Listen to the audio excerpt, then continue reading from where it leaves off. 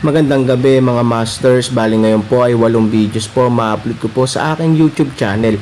Tama nga mga masters, 8 videos nga po ma-upload ko. Yon, what's up mga masters? Nandito na naman tayo sa panibagong araw, panibagong kabanata na naman ang pagsasama-samahan natin ngayon guys.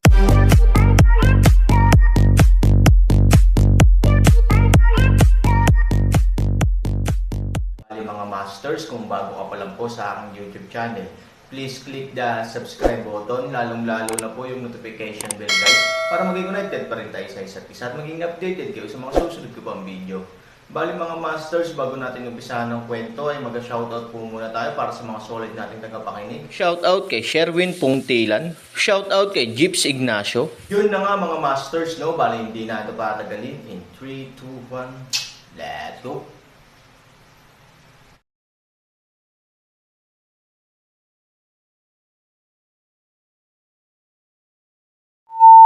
Ang tubig na iyon ay parang paghahanap ng sarili nilang mga anak, at hindi sila maramo para madagdagan ang nutrisyon ng lalaking ito.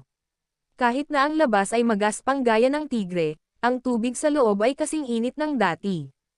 Pata. Sa bilog ng tubig, biglang gumalaw ang kamay ni Aaron. Pata. Gumagalaw ang mga pako. Kaagad pagkatapos noon, gumagalaw ang mga kamay at paa ng lalaking ito, at bahagyang nakaunat ang kanyang katawan. Ang alikabok, lupa, at maging ang peklat na nabuo ng sugat ay dahan-daang bumabagsak. Ilang sandali lang, ang balat ng katawan ni Aaron ay kasing kinis ng isang sanggol, at ang kanyang mga damit ay kasing linas ng nilaban.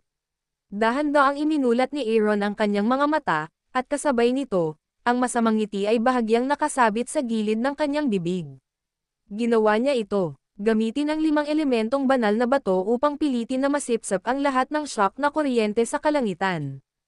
Pagkatapos, gamitin ang 5 elementong conversion ng 5 elementong banal na bato para i-convert ang mga electric energy na ito para gamutin ang Aaron. Ang mahirap lang ay hayaang lumabas ang 5 elementong bato. Sa oras ng unang pag-atake ni Chenjun, pinili ng Aaron na labanan ang unang shock na kuryente mula sa espiritu ng Magic Dragon. Nang maglaon, ang kanyang kaluluwa ay inilabas ng ibang kuryente. Kasabay nito, tinawag ni Aaron ang 5 elementong bato gamit ang kanyang isip. Ang 5 elemento na Godstone mismo ay may sariling lakas, at ito ay lumabas upang protektahan ang Panginoon sa maraming kritikal na sandali. Ngunit ang ideyang ito ng Aaron ay sumisigaw, hindi rin ito binaygo ang mabigat na inaasahan na lumabas. Sa sugal na ito, kapag natalo ka, matatalo ka ng sabay. Kung manalo ka, maaari kang magbigay ng Aaron ng pagkakataong makahinga. Malinaw, tama ang Aaron. Sa napakahalagang sandali ng buhay at kamatayan, nakakita kami ng kislap ng bukang liwayway. Gayunpaman, ang Aaron ay hindi nang ahas na magpabeya.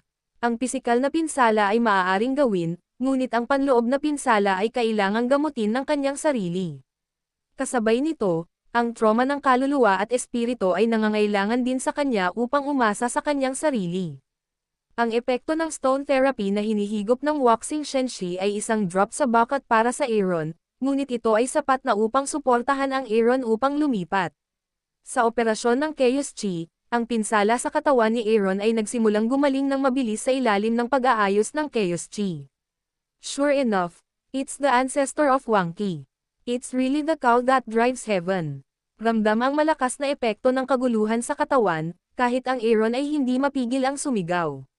Yaong mga malubhang na pinsalang visceral injuries, kapag nakilala nila ang magulong Chi Defense Buddha, nakilala nila ang walang kamatayang potion. Sa sandaling maalis ang hininga, ang pinsala ay ganap na mababawi, at maging ganap na bago. Kahit na ang espiritu ng kanilang sariling pinsala, ngunit din sa pagpapabuti ng pinsala at kaguluhan ng gas na puno sa katawan, at nagbago bahagyang mas mahusay. Ang ninuno ng lahat ng uri ng Chi ay kayang basagin ang lahat ng uri ng Chi at ibahin ang anyo ng lahat ng uri ng Chi. Sa makatuwid, ang Chaos Chi ang pinakamalakas na pag-iral sa parehong pag-atake at depensa. Kailangang gumawa ng ganoong kaguluhan. Halos sa oras na ito, pamilyar na boses ang isipan ni Aaron. Magic Dragon, okay ka lang. Mahirap para sa mga ordinaryong tao na magdala ng kulog ng 2 beses, ngunit ako ang dating Magic Dragon na nangingibabaw sa isang panig. Akala mo ba talaga nagbibiro ako? Panipi, huwag kang mag-alala, hindi ako maaaring mamatay sa iyong magulong espiritu. Nakangiting sabi ng espiritu ng Magic Dragon. Aaron crack bibig liwanag ngiti, itaas ang kanang kamay. Ngumiti ng paraan, pa rin kalimutan ang aking ilang mga kapatid na lalaki. Voice A fall, Aaron biglang enerhiya direkta sa braso. Halos kasabay nito, ang pulang mata na berdeng python sa kaliwat kanang braso at ang marka ng Xiaobei ay agad na muling naiilawan. Ang bagay na ito ay talagang lubhang kapaki-pakinabang. Magiliw na ngumiti si Aaron. Nakakatuwa, malumanay na ngumiti ang kaluluwa ng Magic Dragon. Ano ang kawili-wili? Si Aaron ay medyo nalito sa kanyang mga salita, at nagtanong siya. Sabi ko ang dalawang alaga mo. Tumawa ang espiritu ng Magic Dragon. Oh, ngumiti ang Magic Dragon at tumigil sa pagsasalita, na naging dahilan upang mas tumindi ang kuryosidad ni Aaron. Gayunpaman, hindi niya sinabi. Ang Aaron ay walang oras upang magtanong ng detalyado sa oras na ito. Nag-iwan siya ng isang salita at nagpatuloy sa pagpapagaling sa sarili. Mayroon akong isang mas malakas, tinatawag na linlong, na kapareho mo ang angkan. Gayunpaman, bago dumating ang gabing Diablo, hiniling niya sa kanya na tulungan ang aking mga kapatid, ngunit hindi niya ito dinala. Siyempre alam ko, sumagot ang espiritu ng Magic Dragon, gayunpaman, kumpara sa dalawang ito. Sa gitna ng kwento, nalaman ng espiritu ng Magic Dragon na iniwan ni Han Sanchen ang pangungusap na iyon at ipinikit ang kanyang mga mata upang tumira. Binabawi niya ang kanyang katawan, ipinilig ang kanyang ulo na may mapait na ngiti, at hindi na siya ginagambala. Napapikit siya ng bahagya at pumasok sa pagkakaupo. Sa oras na ito, ang naayos na Aaron, paano mo malalaman na hindi sinasadyang napalampas niya ang isang napakahalagang mensahe? Damn, Master, ano ang gawa sa batong ito? Ilang minuto na ang nakalipas, at hindi tumitigil ang tubig. Sa tuktok ng bangin, tahimik na tumingin ang nasa katanghaliang gulang na monghe sa kalsadang bato. Halatang ignorante ang matandang monghe. Kung ako ang tatanungin mo, sinong pupunta? Nang makitang hindi nagsasalita ang matandang monghe, sinabi ng nasa katanghaliang gulang na monghe, nagpapatuloy ba ang sumpa ng kaluluwa? Sumimangot ang matandang monghe at sinabing, natural, dapat tayong magpatuloy, hindi banggitin ang isang haligi ng tubig. Kahit na ilipat natin ang buong dagat at pinuhin ang Aaron, hindi natin ito dapat pakinggan. Oo, Master, ipapaalam ko sa lahat ngayon din. Sandali lang, bigyan si Han Sanchen ng mabangis. Nakangiting sabi ng nasa katanghaliang gulang na monghe. Ngunit sakto nang tumalikod siya para magutos, tumigil ang tubig. Nang huminto ang tubig, bumalik sa lambak ang dilim ng gabi.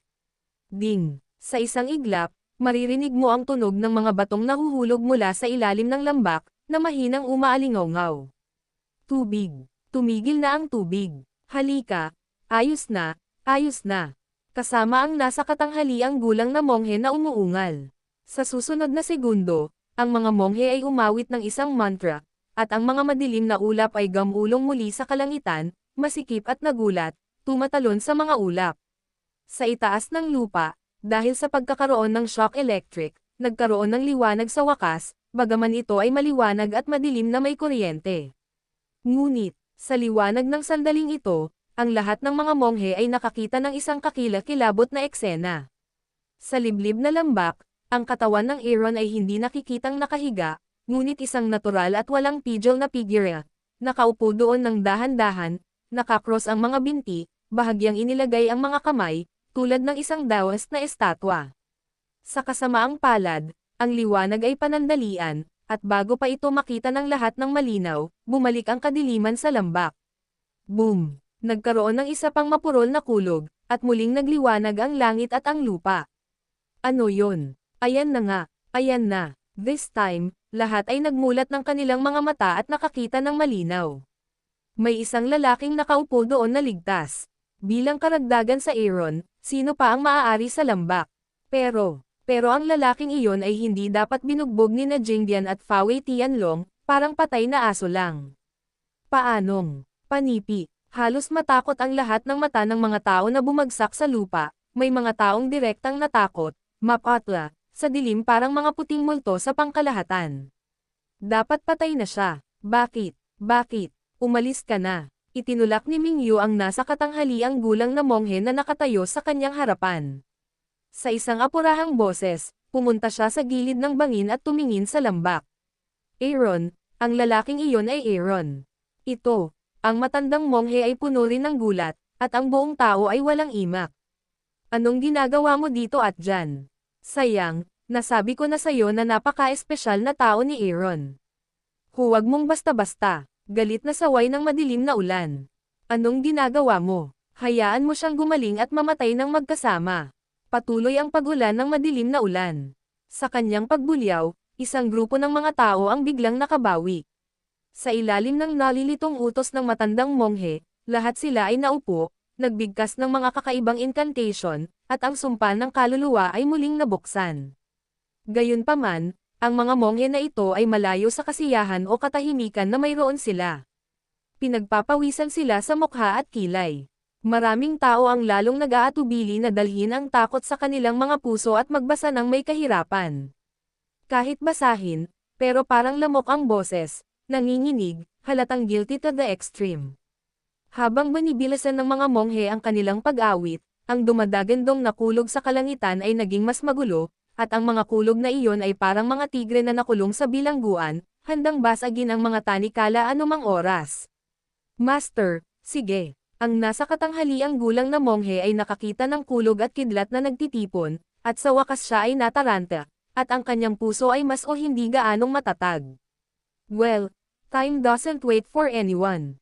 Atake agad. Sa sandaling bumaba ang boses, ang matandang monghe ay kumaway at nahulog ang mga piraso ng magkasama.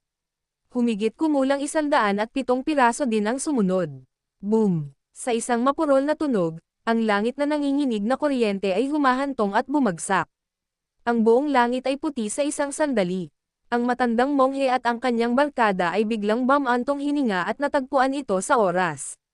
Ngayon ang Soul Rising mantra ay sinimulan na muli, na maaaring sugpuin ang taong ito sa pinakamaikling panahon. Nagkatinginan din ang ibang mga monghe, ngunit ngumiti ng mapait. Laging maaraw pagkatapos ng ulan. Pawis na pawis talaga tong lalaking ta.